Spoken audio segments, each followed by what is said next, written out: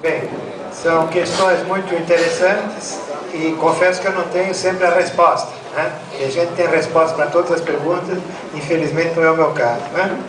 Mas bom, vamos tentar. O Arnaldo colocou uma questão que é fundamental. É verdade que a maioria da população não tem uma consciência ecológica ou socialista, e menos ainda ecossocialista, né? Acho que é um fato. Por outro lado, né, sem querer ser demasiado otimista, a gente observa em muitos países do mundo uma progressiva conscientização da população sobre a questão ecológica, né? Quer dizer, o fato de que é um número cada vez maior de pessoas que tomam consciência de que existe um problema ecológico.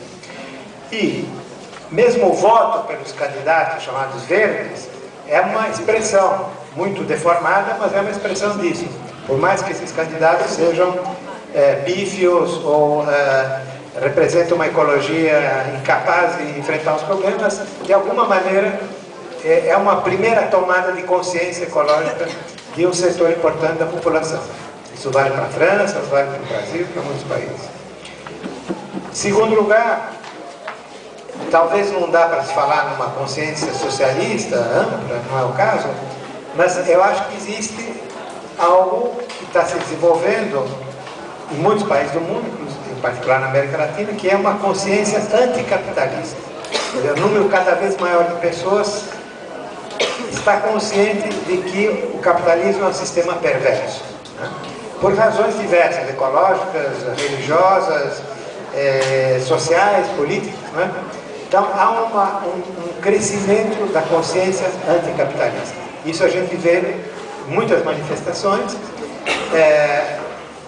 Por exemplo, só para dar um exemplo, o Fórum Social Mundial, né? O Fórum Social Mundial de Belém, esse mesmo que eu tive da última vez, me surpreendeu que as resoluções adotadas nas várias assembleias, em particular na Assembleia das Assembleias, que foi aqui, reuniu todos os movimentos sociais, praticamente todos esses documentos apontavam o capitalismo como responsável dos problemas que tinham as mulheres, os indígenas, a ecologia, os trabalhadores, etc, etc. Então, isso eu acho que é um dado interessante. Agora, dito isso, obviamente, nós temos uma tarefa enorme, gigantesca diante de nós, né? De desenvolver a consciência ecossocialista.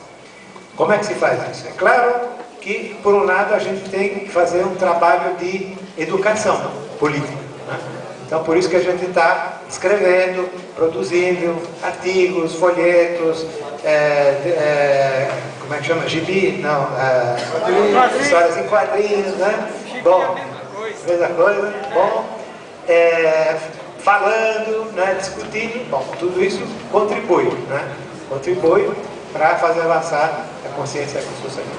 Mas nós, como marxistas, sabemos que mais importante ainda do que isso, ou pelo menos tão importante, eu diria mais importante, é a experiência prática, né? A praxis, aquilo que nós chamamos a praxis. Então, na medida que as pessoas vão se organizando, né, para lutar, vão tendo uma experiência de ação em cima de uma coisa muito, às vezes, muito limitada, muito concreta, né?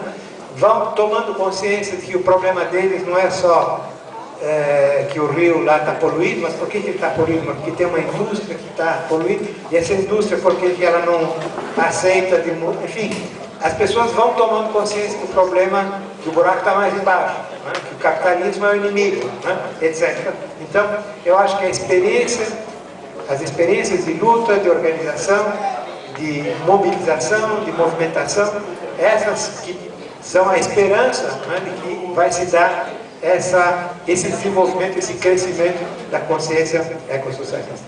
Mas como eu dizia, é uma tarefa imensa, né? E é uma tarefa que está pela frente, para nós, é uma esperança que a gente tem, mas, mais uma vez, não existe nenhuma garantia, nenhuma lei da história vai nos garantir que nós vamos conseguir isso. Bom, e nessa luta para desenvolver a consciência ecossocialista, é muito importante, como disse o companheiro Arnaldo, a autonomia dos movimentos sociais. Porque, na medida que os movimentos sociais são atrelados, em particular, a governos, mesmo governos que se dizem de esquerda, eles perdem essa capacidade de mobilização, de conscientização, de luta, né? Se transformam em instrumentos políticos dos Estados, né? E, como a maior parte dos Estados não está interessado em promover, obviamente, nem a ecologia nem o socialismo, bom, então, acabam, digamos, perdendo todo o seu potencial de radicalidade. Isso, acho que o Brasil é um exemplo muito evidente disso, embora haja movimentos sociais no Brasil que mantêm pelo menos um certo grau de autonomia, isso é muito importante, mas mesmo para países onde há um governo que é mesmo de esquerda, né, no caso da Bolívia, por exemplo, Evo Morales, né, é a expressão do movimento indígena e popular, é um governo que tem como objetivo o socialismo no século XXI, é um governo que denuncia o capitalismo responsável pela crise ecológica, então é uma outra qualidade política. Mas mesmo na Bolívia, é muito importante que justamente os movimentos sociais bolivianos mantenham autonomia em relação ao governo. Por mais que eles apoiem o governo, que o defendem, eles mantêm uma distância, uma autonomia. O movimento indígena, o movimento ecológico, o movimento da população da periferia, os sindicatos, etc., eles vão e cobram do governo, exigem cumprimento, criticam certas decisões. Né? Isso é muito importante, é isso que permite ao processo de avançar. Né? A possibilidade de que os movimentos sociais mantenham sua autonomia de pressão, de luta, de exigência, de cobrança, e não simplesmente de instrumento passivo dos governos, mesmo que eles sejam de esquerda. Respondo ao companheiro professor, se não me engano. Vanderlei.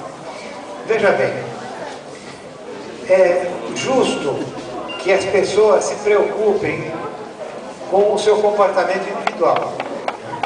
É justo que as pessoas se digam o que eu estou fazendo para tentar reduzir o meu consumo inútil, né?